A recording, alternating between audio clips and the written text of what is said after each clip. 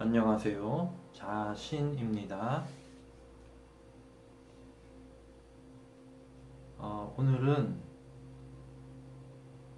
미래 사회와 빛나는 존재, 여러분들의 어떤 역할에 대해서 말씀을 드립니다.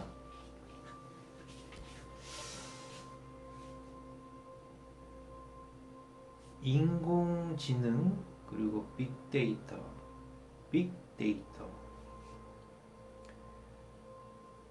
자, 이런 기술들이 점점 발전이 되고 있습니다. 그리고 로봇, 이 인간의 형태를 완전히 닮은 그 로봇도 점점 발전이 되고 있습니다. 인간의 형태뿐만이 아니라 물론 동물, 식물, 곤충의 형태를 본따서 만들어가고 있는 로봇도 계속 발전하고 있습니다.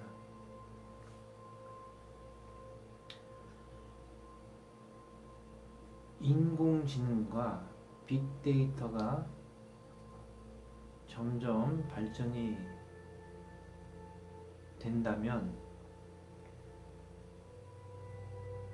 이제 그 국가라는 것, 국가를 경영하는 것, 정치인들이 해야 할 일들이 상당 부분 아주 많이 축소가 될 것입니다.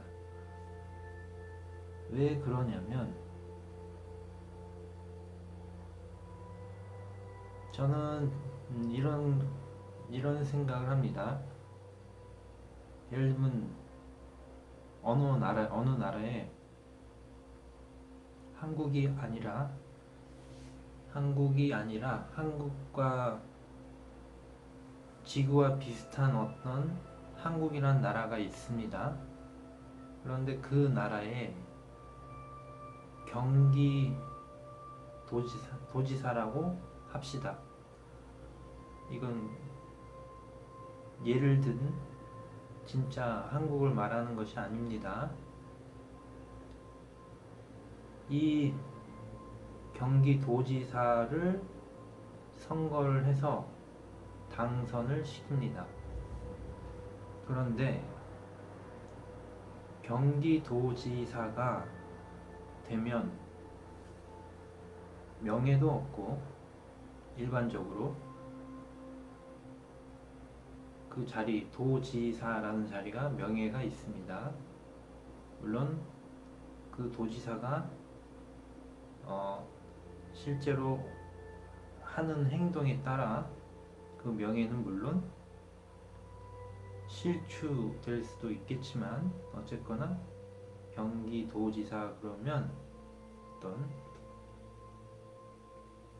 명예가 있습니다. 그리고 경기도지사가 받게 되는 돈이 있습니다. 월급이죠. 월급. 뭐 다른 명칭이 있을 수도 있겠지만 어쨌거나 한 달마다 한 번씩 돈을 받으니까 월급이라고 하겠습니다. 그런데 그 경기도지사가 받는 월급이 그 500만 원이라고 예를 들면 그 경기도지사가 한국의 얘기를 말하는 것이 아닙니다.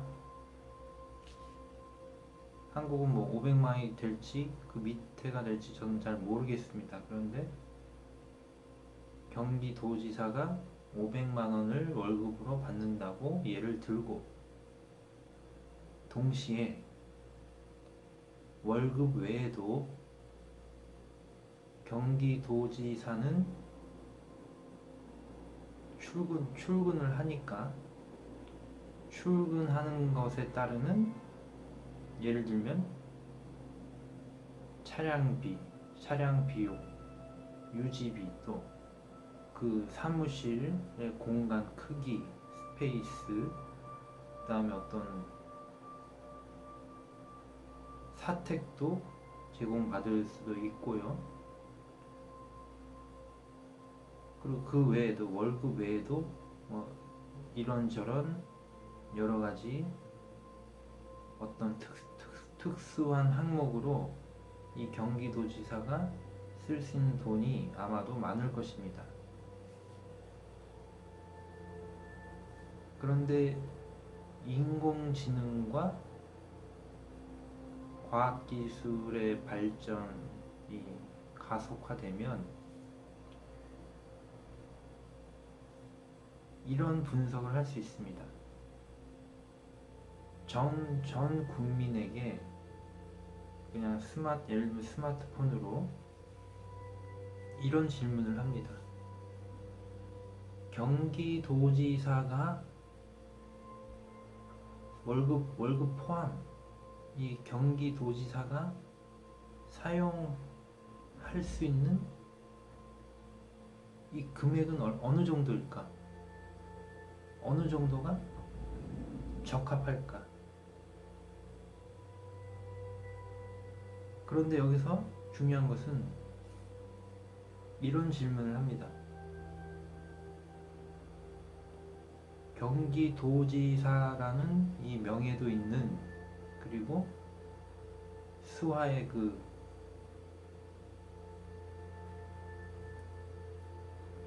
부하 직원들을 이렇게 명령할 수 있는, 그 관리할 수 있는 이 권리를 다 합쳐서 쉽게 말해서 빅데이터에게 이런 질문을 합니다. 경기도지사는 월급 100만 원이라도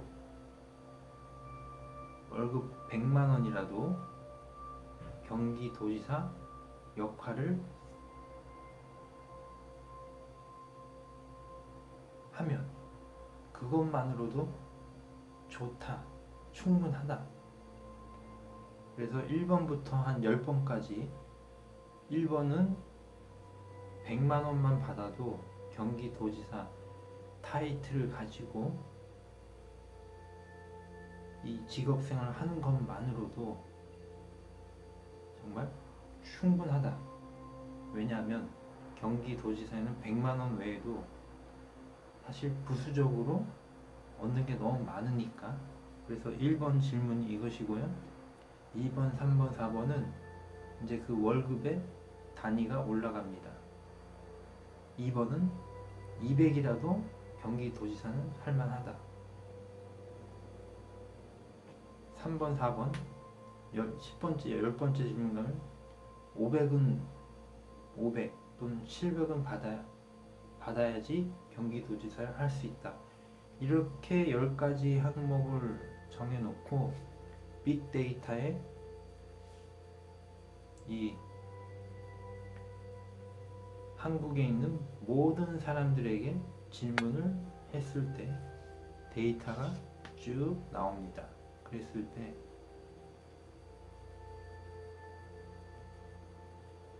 (1번) 100만 원만 받아도 도지사 역할을 나는 하고 싶다는 질문이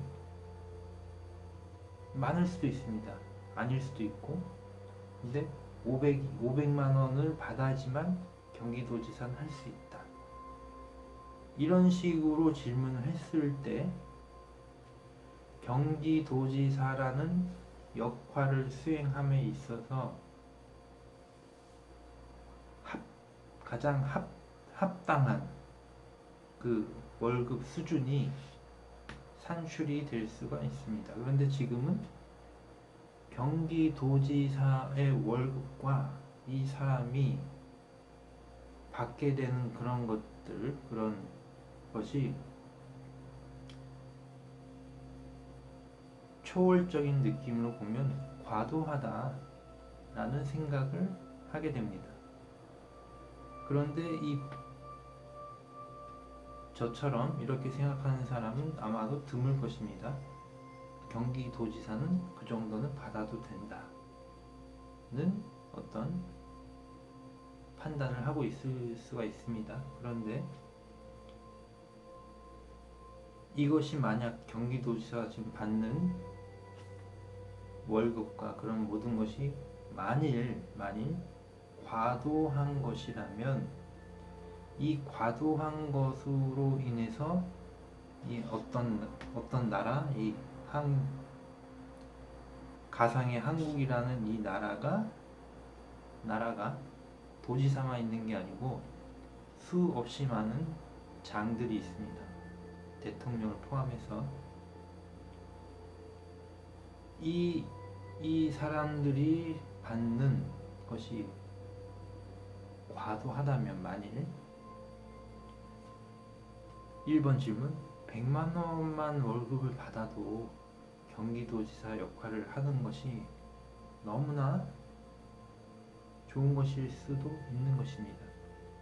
100만 원만 받아도 나 경기도지사 하겠다는 사람들이 너무 많을 수도 있는 것입니다. 그러면 현재 경기도지사가 받는 월급이나 기타 여러 가지 이 개인에게 받는 지급되는 에너지 총량이 돈은 에너지이기 때문에 이 에너지 총량이 이 경기도지사가 과도하게 받는 거라면, 쉽게 말해 낭비가 되는 거라면, 이 국가라는 한 집단이 이 경기도지사가 받는 것이 너무 과도한 것이라면 당연히 문제가 될 수가 있습니다. 그렇기 때문에 이 경기도지사는 100만 원의 월급이라도 그 외에 받는 것이 너무나 많기 때문에 빅데이터가 분석하기를 경기도지사는 100만 원의 월급만 받고 경기도지사 역할을 수행해도 이 사람은 충분히 다소 감성적인 분석이지만 100만 원의 월급만 받고 경기도지사 수행을 할지라도 이 사람은 충분히 행복한 존재이다 라고, 만일 빅데이터는 그런 것이 가능합니다. 나중에 통계는 당연히 기본이고 한 나라에 속한 전 국민의 모든 그 통계를 받아서 읽을 수도 있습니다. 빅데이터니까 컴퓨터 기술이 급속도로 발전되고 있기 때문에, 그래서 이것은 하나의 예입니다. 이렇게 경기도지사가 한 개인이 이 지구라는 이 한국이라는 어떤 나라에서, 가상의 나라에서 에너지를 소비함으로 해서 지금처럼 이 경기도지사가 사용한 에너지가 과도하다고 만일 밝혀진다면 이 한 국가가 소비하는 많은 사람들이 나누어서 소비할 수 있는 에너지의 불균형이 생겨난 것입니다. 그리고 그 불균형은 힘들고 가난한 사람들에게 갈 에너지가 부족하게 되는 것입니다. 그래서 이것은 어떤 철학, 사회 시스템, 공산주의, 사회주의를 뛰어넘을 수 있는 이 문명으로, 이 빅데이터, 인공지능은 인간이 할 수 없는 일을 할 수가 있게 됩니다.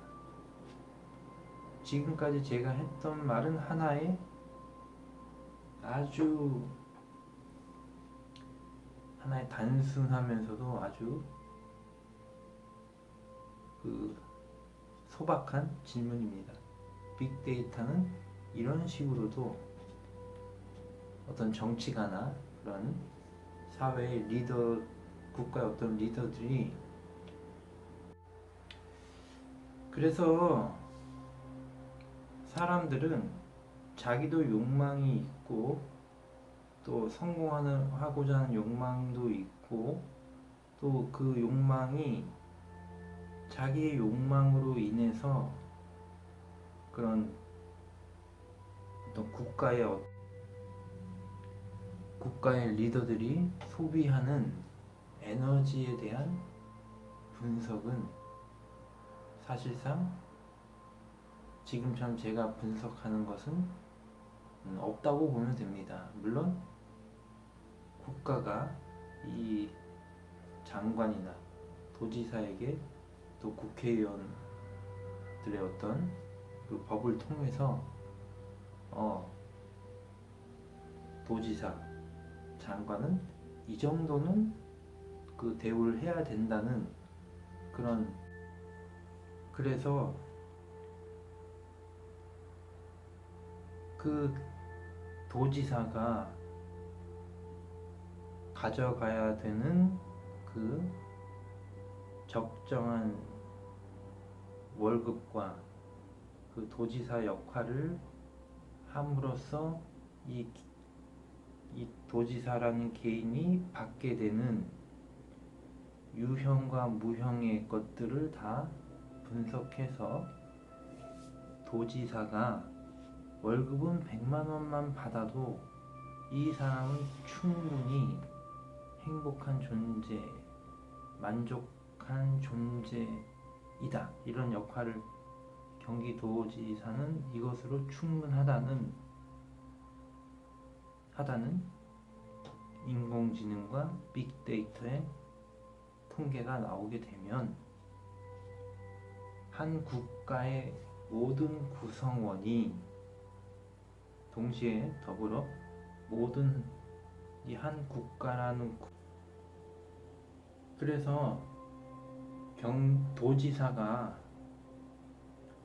받아야 될 적정 수준, 월급은 100만 원이지만 이 경기도지사라는 역할을 수행함으로 얻게 되는 우형, 유형의 것이 너무나 크기 때문에 월급은 100만 원만 받아도 이것은 너무나 만족스러운 것이다 라고 이 미래의 인공지능과 빅데이터 기반의 모든 컴퓨터가 그것을 어떤 판단을 내린다면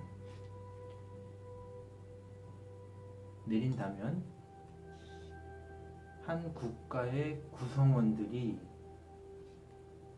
이 경기도지사가 사용하는 에너지를 절약할 수도 있고, 그러므로 해서 절약된 그 에너지를 다른 국민들에게 또 나눠줄 수도 있고 사용하게 할 수도 있는 것입니다. 그렇게 되면 현재 정당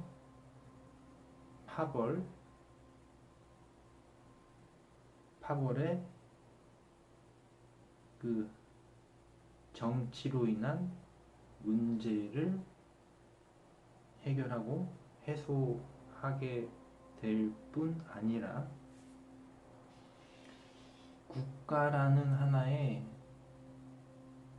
모든 구성원이 굉장히 합리적으로 이 한 국가에서 필요로 하는 재화들, 돈이나 어떤 물자, 식량, 건축물, 도로 등등 이런 모든 것을 통제가 아닌 합리적으로 모든 구성원이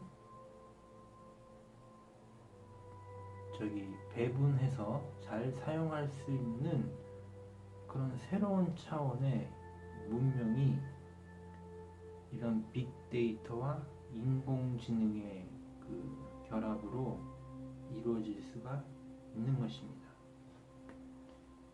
그런데 이것은 정말 너무나 단순하고 너무나 아주 소박한 예입니다. 이 경기도지사는 전라도지사든 뭐 아무 상관이 없고 경기도지사를 얘기하려는 게 아닙니다. 한국이란 나라를 얘기하려는 것도 아니고, 그리고 또 국가 얘기가 나왔으니까 인공지능 빅데이터는